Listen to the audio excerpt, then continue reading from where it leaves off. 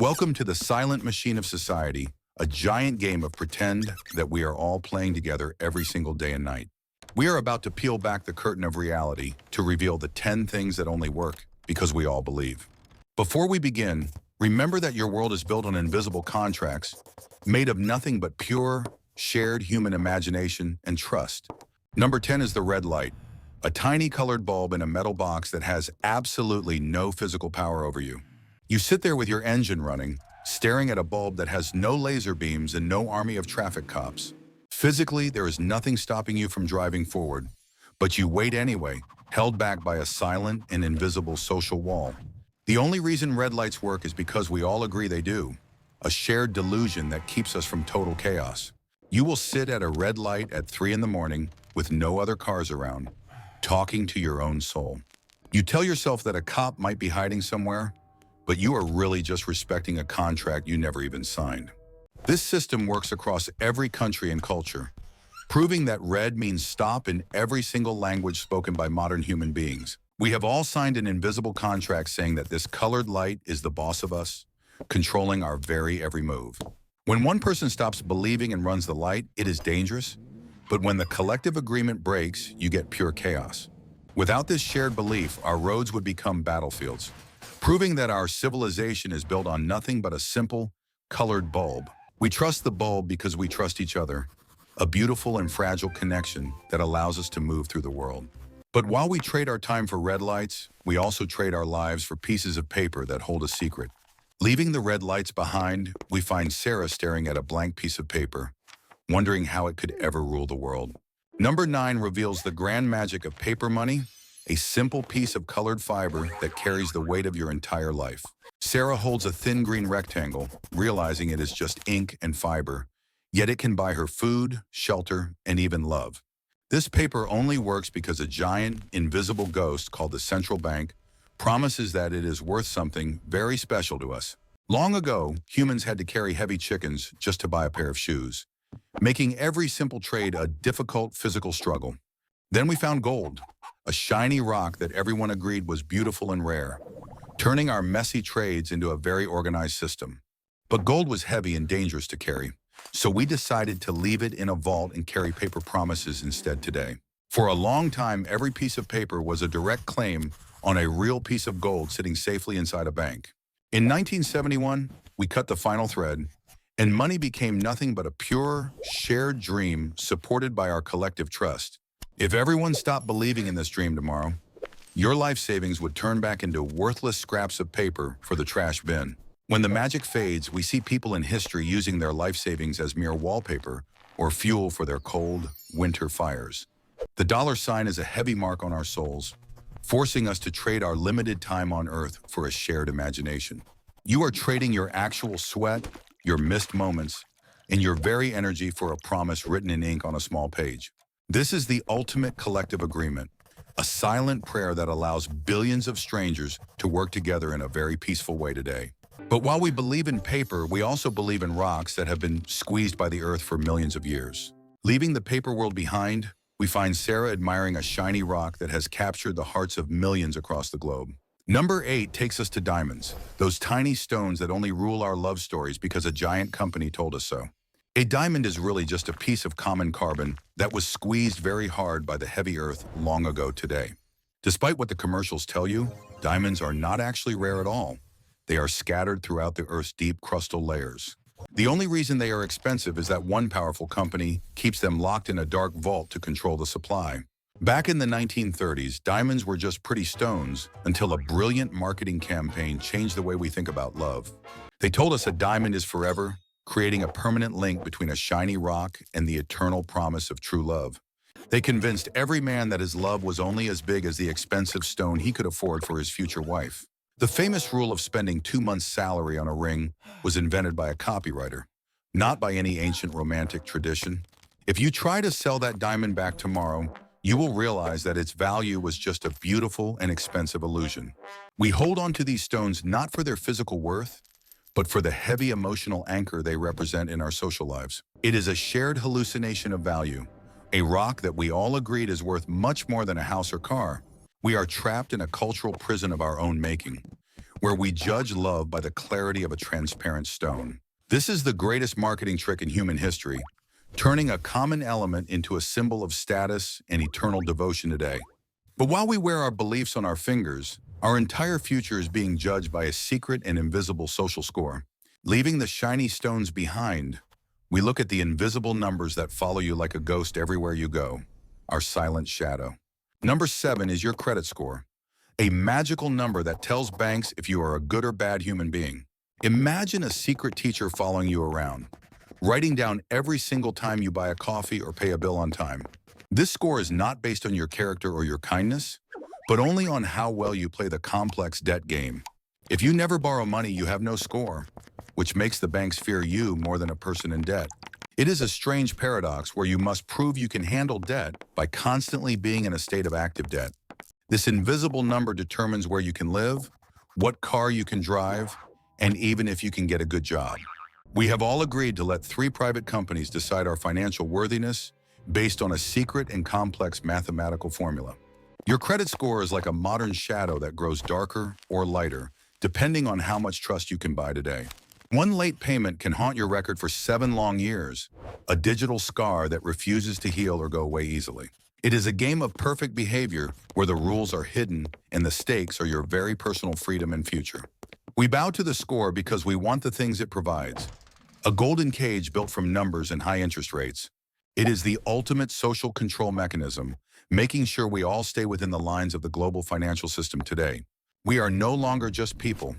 We are 3-digit numbers floating in a digital cloud, waiting for approval from the big machine. But while we worry about our scores, we also give power to invisible lines on a map that define our very identity. Number 6 takes us to the edge of the world, where invisible lines drawn in the dirt decide exactly who you are today. If you look down from space, you will see blue oceans and green forests, but you will never see a single borderline.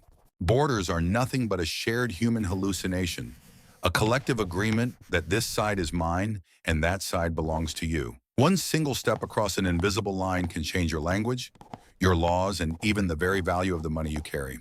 We carry small books called passports, which are just more paper that gives us permission to move through these imaginary human walls. These lines create different worlds where people speak different tongues and follow different rules, all because of an old and dusty map. Humans have fought countless wars and spilled oceans of blood just to protect or move a line that nature never actually intended. A bird flies over a border without a passport, reminding us that nature does not recognize the cages we build for ourselves. Throughout history, these lines have shifted like shadows, proving they are as fragile as the ink used to draw them on paper. Your nationality is a story you were told at birth, a label based on which side of a line you happen to. We build walls of stone and wire to make the imagination feel real, but they are still just monuments to our shared. Even in the digital world, we create borders that block information, trying to cage the very thoughts that should be free today. At the end of the day, we are all just humans living on the same small rock, sharing the same limited air. Imagine a world without these lines, where our identity is based on our shared soul rather than the dirt we stand on. But while we draw lines on the earth, we also draw lines in our lives, pretending that time is something we own. Number 5 uncovers the strange mystery of time zones, a system of imaginary clocks that we all use to organize our global lives. The sun rises and sets according to the laws of nature, but humans decided to chop the world into 24 separate slices today. Before the railroads arrived, every single town had its own local time based on where the sun was sitting in the sky above. Imagine the total chaos of trying to catch a train when every station was running on a different and very unique local schedule. So we created Standard Time, an artificial grid of hours and minutes that forces the entire world to march to the same beat. You can stand on a border and be living in the future while your neighbor just 1 inch away is stuck in yesterday. There is a magical line in the middle of the ocean where you can literally travel through time just by sailing your boat. Our bodies want to sleep when it is dark, but our clocks demand that we wake up and go to work right now. Some giant countries ignore the sun entirely and force everyone to use the same time, even if the sun rises at noon today. We even try to steal an hour of light during the summer, pretending that we can change the very fabric of the day. Deep inside your cells, your biological clock is fighting against the artificial numbers on your phone, searching for the true natural light.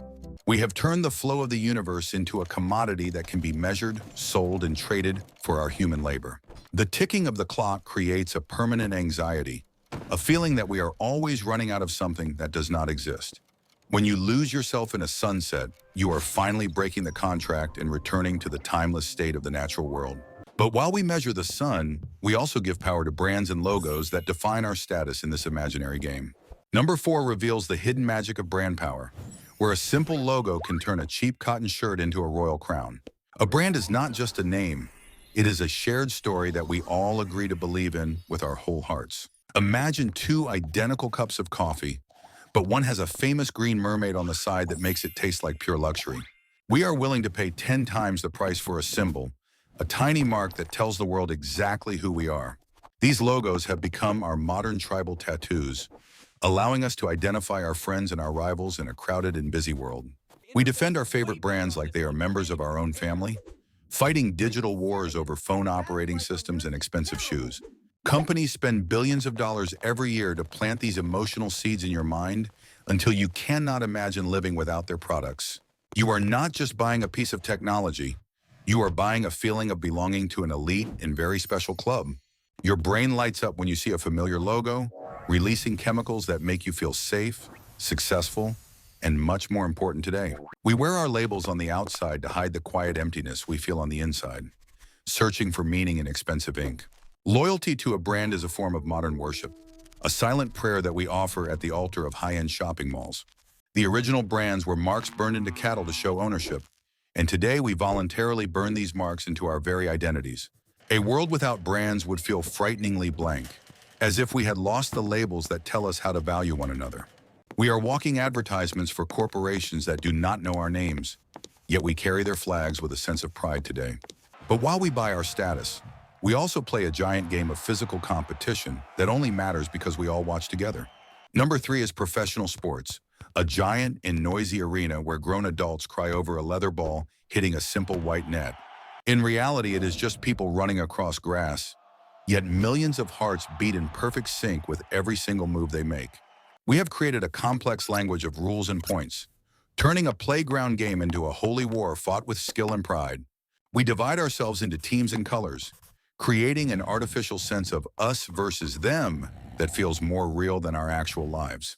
The drama is entirely manufactured, but the sweat, the pain, and the ultimate glory of winning feel incredibly deep to the human soul.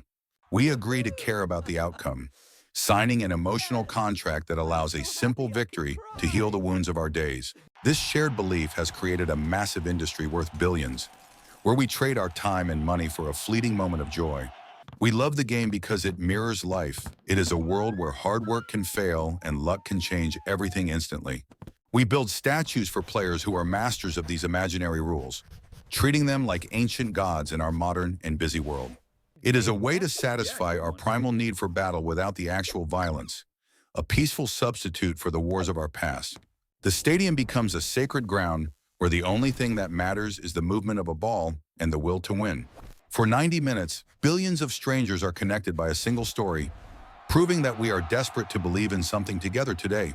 The ball is just leather and air, but in our minds it carries the weight of national pride and the hopes of millions. Long after the game ends, we carry the feeling with us, proving that the imaginary world is more powerful than the physical one.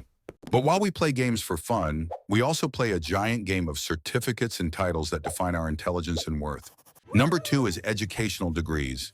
Those expensive pieces of paper that supposedly prove you are smarter than everyone else in the room today.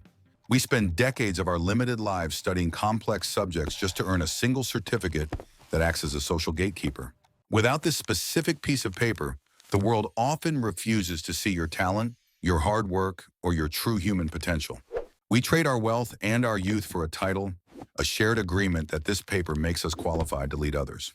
It creates an artificial hierarchy where we judge a person's worth by the fancy letters written after their name on a business card. Often, the actual knowledge evaporates shortly after the exam, but the paper remains as a permanent symbol of your supposed intellectual status. It is the ticket that allows you to enter the corporate theater, a game where we all pretend that certificates equal true wisdom.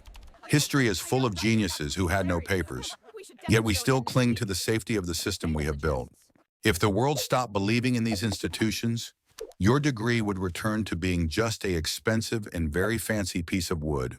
We use them as armor in the professional world, a collective hallucination that protects us from the fear of being seen as ordinary. True learning is a lifelong journey of the soul, yet we have reduced it to a standardized game of points and printed ink. We celebrate the graduation because we have finally earned the right to be recognized by the machine of the modern and busy society. It is a bridge we all agreed to build, allowing us to trust the skills of strangers in a world that is too. Remember that your value as a human being can never be fully captured by any amount of ink on a piece of parchment. But while papers prove our skill, there is one final game that allows us to share our very souls with one another. Number one is the greatest shared imagination of all, language itself, the sounds we make that somehow turn into a meaningful reality. We make vibrations with our throats and suddenly an object appears in the mind of another person, a true miracle of belief. An apple is only an apple because we all agreed that this specific sound belongs to that specific fruit on the tree. If you speak a different sound, the magic fails, proving that language is just a fragile contract between people who want to connect. We have used these sounds to build civilizations, write laws, and create the very stories that give our lives a sense of. A few simple sounds can start a war or create a lifetime of love, holding more power than any physical force on Earth.